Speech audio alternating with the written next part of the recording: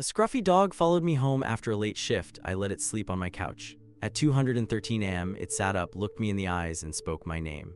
It sounds impossible to anyone I knew, so I learned to stop telling the story the way it happened. There are versions with explanations, a drunk neighbor with a trick, a dream, a concussion speaking for me, but none of that was true. I worked evenings at the diner on Maple and Fifth, the kind of place where the coffee is eternal and the fluorescent lights make everyone look smaller. That night my shift had been slow and dull, the regulars trading the same jokes and the cook humming the same two notes for hours. I closed alone, swept the vinyl floor, ran the coffee maker one last time, and stepped out into the humid dark. There are few sounds I remember more clearly than that night. The distant clatter of a delivery truck, a siren like a wail through the city, and the soft padding behind me that made the hairs on the back of my neck stand up. I turned and found a collared dog looking at me like it had been waiting for exactly that moment. He was smaller than I expected, scruffy, ribs faintly visible under a patchwork coat, eyes the color of old pennies. The collar had a tag, but the engraving was scratched almost clean, a phone number that might as well have been an old tattoo. When I crouched, it tilted its head like the dogs on the posters from childhood, then trotted to me and brushed its shoulder against my knee. There was nothing aggressive about it, if anything. The dog exuded a tired patience, like a janitor used to locking up at a late hour. I looked around. The street was empty, the neighboring brownstones swallowed by shadow, their windows like blank eyes. My keys jingled, a small, ordinary soundtrack, and the dog sat down politely, as if to say, "Are you coming?" I couldn't leave it on the street, and the idea of walking the dog back to some unknown owner in the middle of the night felt worse than bringing it home. So I opened my door. He followed like a shadow into the living room that smelled faintly of old books and lemon oil.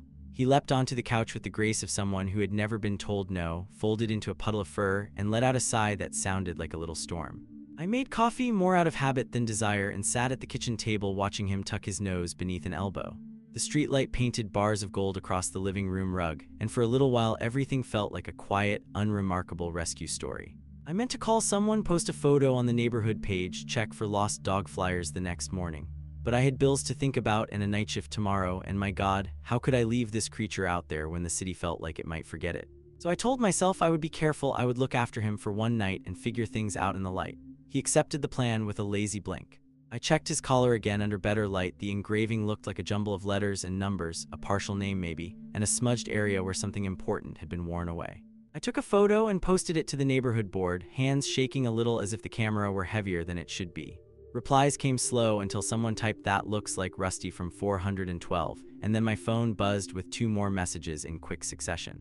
Rusty? The name hung in the air like a penny on glass. I messaged back, "Is he okay? Is he yours?" No answer for 20 minutes. The messages were casual, people who loved the neighborhood and loved their dogs, someone remembering a missing pet, someone else offering to check their porch cameras. I felt like I should sleep, but sleep felt like an indulgence. There was a tightness in my chest that argued for vigilance.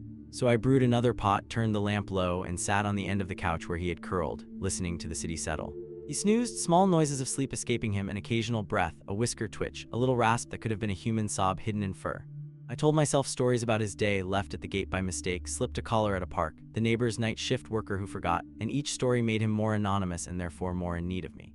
An hour passed, my phone finally lit up with a new message. "She's live, checking cameras now." I felt relief, honest and plain, because relief has a particular weight, the sound of an exhale after. "You've held your breath for too long." I stood to walk the dog to the door to be ready if someone came, but he followed my movement with such perfect loyalty that I sat back down, realizing that tonight he wanted nothing to do with leaving. The clock on my microwave blinked 200 a.m. in green numbers. Outside, 2 blocks over, someone dropped a garbage bag and it sounded like a gunshot in the quiet. My mind started assigning meaning to ordinary things. Every sound became a herald of action. I drank the coffee like it was a life raft.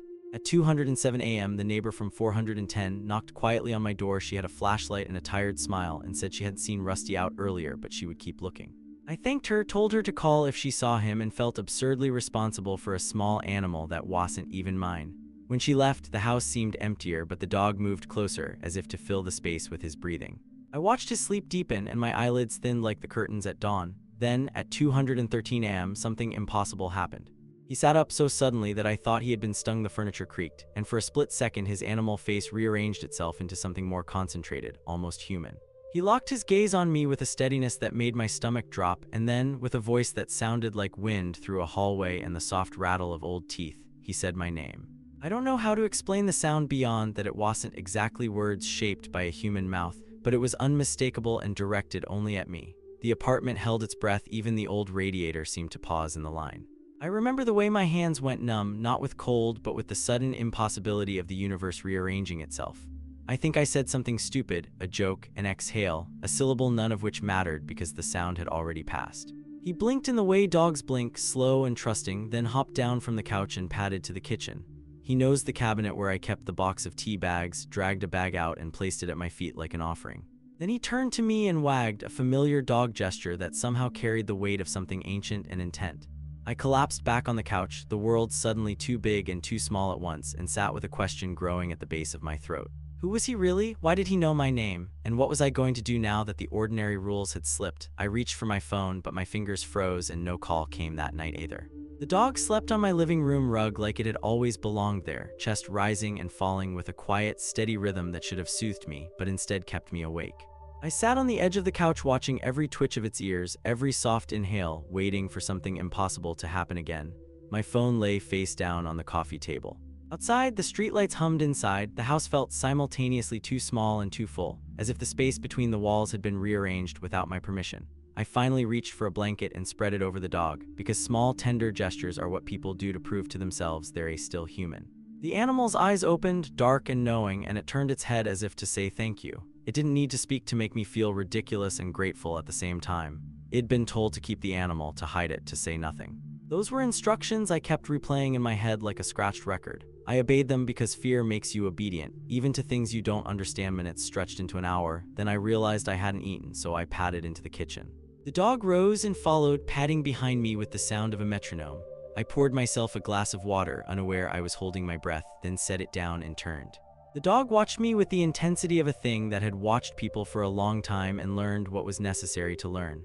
I snapped a photo because habit is a poor substitute for belief, and the flash surprised it. For a second, its face looked exactly like every neighbor's mutt I've ever seen. Simple, trusting, slightly confused. The photo shimmered on my phone screen, then I thumbed through my other pictures looking for one of Mrs. Klein across the hall, the neighbor I'd almost never spoken to. I wanted to compare, to explain the presence of this animal in terms my rational brain would accept. The dog curled back up on the blanket as if content. I made a sandwich and sat at the table, stealing glances between bites as if scandal would erupt if I looked away too long. The house settled, the radiator clanked to life, the city hummed beyond my windows. That night, sleep came in shallow stitches and wakefulness. I woke 3 times to the sound of low conversation, like someone whispering directly beneath the floor. Each time I blinked and the dog's silhouette was in the doorway, watching me with that same inscrutable patience. Once I tried to talk to it, a foolish, half-audible question, "Who do you belong to?" Its ears twitched, but it made no sound. At dawn, I found a note slipped under my apartment door, the handwriting a precise looping script I didn't recognize.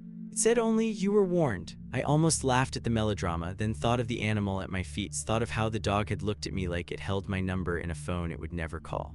I stuffed the note into my pocket and shoved down the parts of my mind that wanted to imagine consequences. Neighbors bringing law enforcement, social workers, some explanation that would let me breathe again. The first real conversation began on the 3rd night.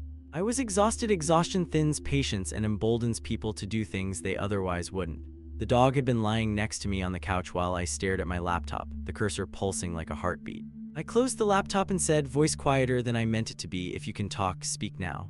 I won't call anyone." For a long moment there was only the hummed air and my own pulse in my ears. Then very softly, as if the words were being coaxed out of a tired throat, the dog spoke. Not in a bark, not in animal sounds, but in a human voice frayed around the edges. It said my name. Hearing my own name from that mouth was like being addressed by a ghost made of glass. I set my palms flat on my thighs to steady myself. "Who are you?" I asked. My voice sounded small in the room. The dog tilted its head. "I am what was left when someone had to leave," it said. The tone was older than the body that spoke it. It was a voice that had been used to giving directions, to setting fires out without burning itself, to saying things that needed to be true whether they were wanted or not. "I am a promise," it continued. "Not made by me. Made to you. It could have been a trick of sleep, the residue of one too many late nights," but the dog's eyes remained open and steady, and when it spoke the words matched the rhythm of its chest.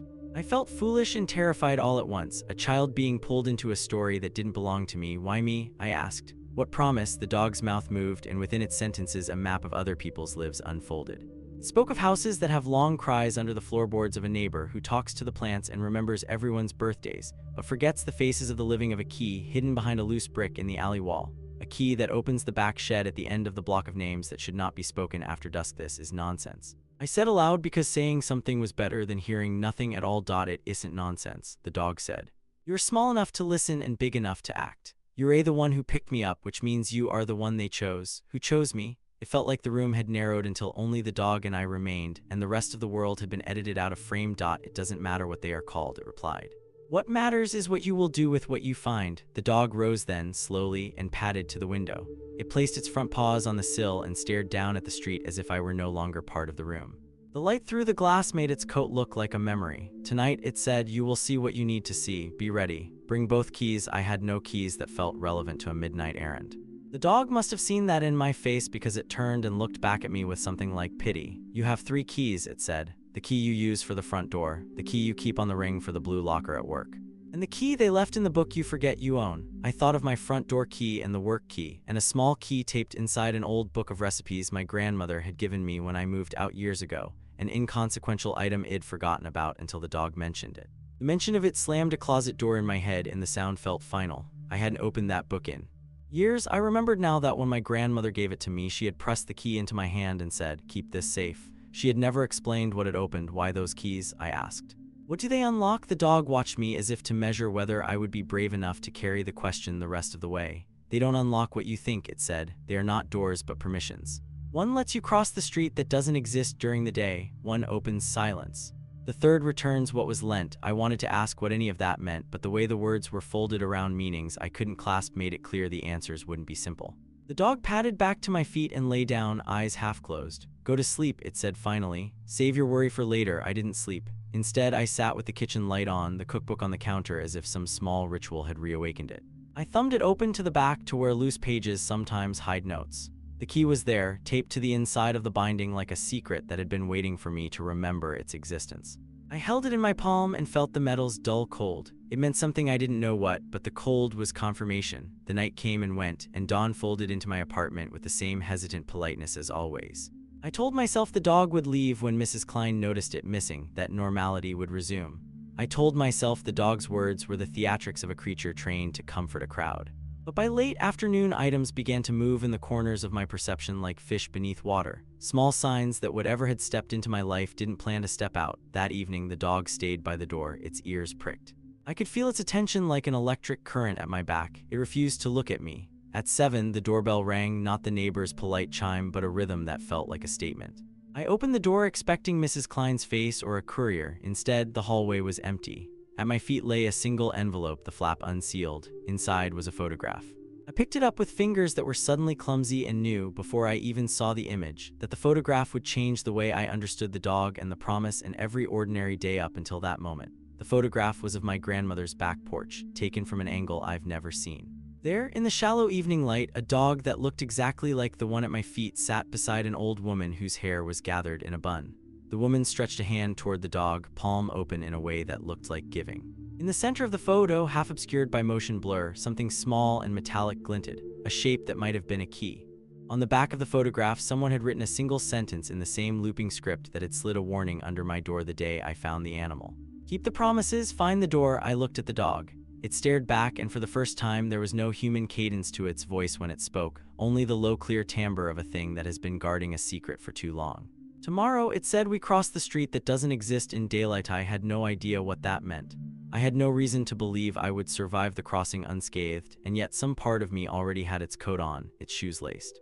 The dog rose from the rug as if it knew the time had come and padded to the window to look out at a world that, to everyone else, would be perfectly ordinary in the light of day. It nudged the photograph with its nose and watched the image as if replaying a memory that belonged to both of us. When I closed the door that night, I did so with 3 keys in my pocket and a photograph burning a hole into my hand. The dog sat on the threshold and watched me for a long moment. Bring both keys, it said, almost tenderly. I had no idea which two it meant. My chest tightened in an anticipatory clamping, the kind that happens before a cliff's edge. I thought of neighbors' faces, of my grandmother's hands, of promises made and forgot. The house exhaled around us. The radiator clicked back on. I turned the lock, tucked the photograph away, and lay awake until the room quit pretending it could contain things like truths. Outside, the street hummed and people moved as if nothing had changed. Inside, a dog that was not simply a dog, and I, who had been chosen without knowing why, waited for the night to tell us which direction the secret would pull us in.